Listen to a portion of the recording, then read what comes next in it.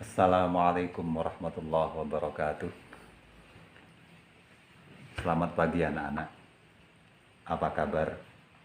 Semoga kita selalu diberikan kesehatan oleh Allah Subhanahu wa taala sehingga kita dapat terus belajar dan belajar untuk mencari ridho Allah Subhanahu wa taala. Kali ini pelajarannya adalah prakarya. Semoga apa yang kita pelajari pada kali ini dapat bermanfaat, barokah fid dini wad dunya wal akhirah. Baiklah anak-anak, pelajaran prakarya kali ini untuk kelas 7 membahas tentang kerajinan limbah lunak. Kerajinan limbah lunak. Apakah itu limbah? Menurut Wikipedia, limbah adalah buangan yang dihasilkan dari suatu proses produksi baik dari industri maupun domestik. Industri maksudnya pabrik-pabrik besar, biasanya banyak di kota-kota besar, maupun yang domestik. Maksud domestik di sini adalah limbah yang berasal dari rumah tangga. Kemudian apakah yang dimaksud tentang kerajinan bahan limbah lunak? Kerajinan dari bahan limbah lunak adalah produk kerajinan yang menggunakan bahan dasar yang bersifat lunak. Ingat, harus bersifat lunak, lentur, lembut, dan mudah dibentuk. Selanjutnya, limbah lunak dikelompokkan menjadi 3 kelompok, 3 bagian, yakni limbah yang dilihat dari wujud fisiknya, limbah yang dilihat dari mana asal dia berasal, dari mana dia berasal, yang terakhir adalah limbah yang dilihat dari senyawanya. Jadi 3 itu pembagian atau pengelompokan limbah lunak. Sekarang kita bahas limbah berdasarkan wujudnya. Di sini dibagi menjadi 3 bagian, yakni limbah padat, limbah cair, yakni atau limbah yang bentuknya cair, dan yang terakhir adalah limbah gas. Limbah padat. Limbah padat adalah hasil buangan industri yang berupa padatan, lumpur, ataupun bubur yang berasal dari sisa proses pengolahan.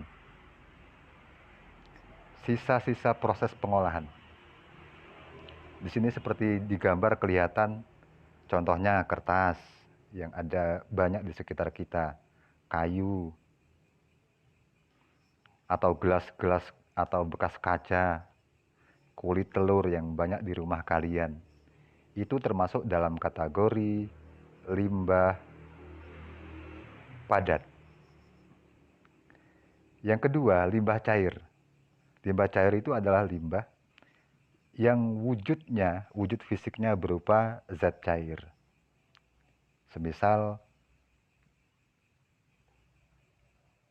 limbah-limbah yang berasal dari buangan pabrik, sisa cucian yang sudah bercampur dengan deterjen, dan lain sebagainya. Selanjutnya, limbah gas dan partikel. Limbah gas dan partikel ini adalah limbah sisa dari kegiatan manusia yang berwujud zat gas. Misalnya, di tempat pembuangan akhir sampah atau TPA biasanya dikenal, tempat pembuangan akhir, itu banyak sekali terdapat zat gas yang berupa CO2, hidrokarbon, dan lain sebagainya. Itu pun termasuk dalam kategori limbah. Limbah jika dilihat berdasarkan sumbernya, itu dibagi menjadi 6 bagian. Yang pertama adalah limbah pemukiman. Limbah yang berasal dari pemukiman warga. Kemudian limbah industri yang berasal dari pabrik biasanya. Yang ketiga, limbah pertanian. sisa-sisa pertanian. Yang keempat, limbah pertambangan. Ini banyak terdapat di daerah-daerah yang ada tambangnya, daerah Kalimantan, Sumatera, dan lain sebagainya. Yang kelima, limbah pariwisata, yakni limbah yang terdapat di daerah-daerah atau tempat pariwisata. Di sana banyak sampah, sisa makanan, plastik, sisa makanan, sisa botol minuman, dan lain sebagainya. Yang keenam adalah limbah medis. Limbah medis adalah limbah sisa-sisa dari produk kesehatan, baik sisa-sisa alat suntik dan lain sebagainya. Selanjutnya, limbah jika dilihat berdasarkan senyawanya dibagi menjadi dua bagian. Yang pertama adalah limbah organik.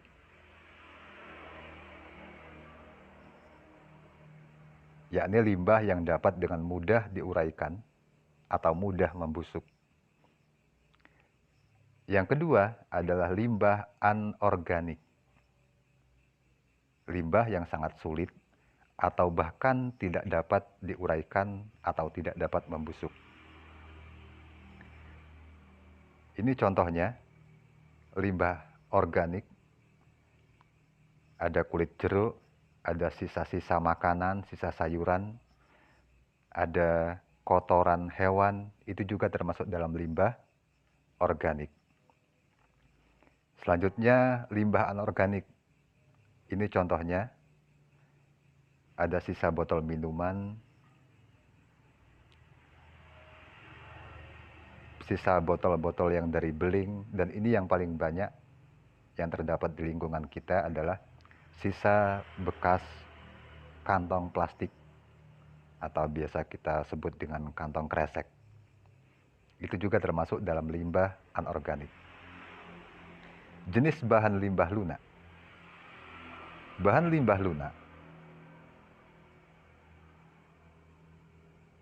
untuk yang organik, bahan lunak organik adalah limbah yang mudah terurai atau membusuk. Limbah ini juga disebut dengan limbah basah. Ciri utamanya adalah mudah membusuk atau mudah terurai. Contoh daun-daun, kulit buah, sisa sayuran. Cara pengolahannya, biasanya limbah seperti ini dikeringkan terlebih dahulu menggunakan sinar matahari sehingga kadar air yang terdapat dalam limbah tersebut menjadi habis. Setelah itu baru diolah. Kemudian limbah lunak anorganik. Limbah lunak anorganik adalah limbah yang sangat sulit terurai atau bahkan mungkin tidak bisa. Kalaupun bisa diurai, dia butuh waktu tahunan atau bahkan berpuluh-puluh tahun. Limbah ini berasal dari campuran zat kimiawi yang menghasilkan bahan yang lembut, bahan yang empuk, lentur, dan mudah dibentuk. Seperti tadi dijelaskan, contohnya plastik kemasan, styrofoam, kain perca, karet, dan lain sebagainya. Adapun cara pengolahannya adalah dengan melakukan daur ulang sampah anorganik menjadi barang yang bisa dipakai kembali atau digunakan kembali. Biasanya dikenal dengan teknik handcraft, mengolah kembali bahan-bahan anorganik yang diolah menjadi bahan-bahan yang bisa dipakai kembali. Tidak semua bahan limbah anorganik itu bisa diolah kembali, tetapi kebanyakan limbah-limbah dari bahan anorganik yang lunak itu bisa diolah kembali. Demikian pelajaran prakarya pada hari ini. Semoga bisa dipahami dan bermanfaat. Kurang lebihnya saya mohon maaf. Saya akhiri wal afu minkum. Assalamualaikum warahmatullahi wabarakatuh.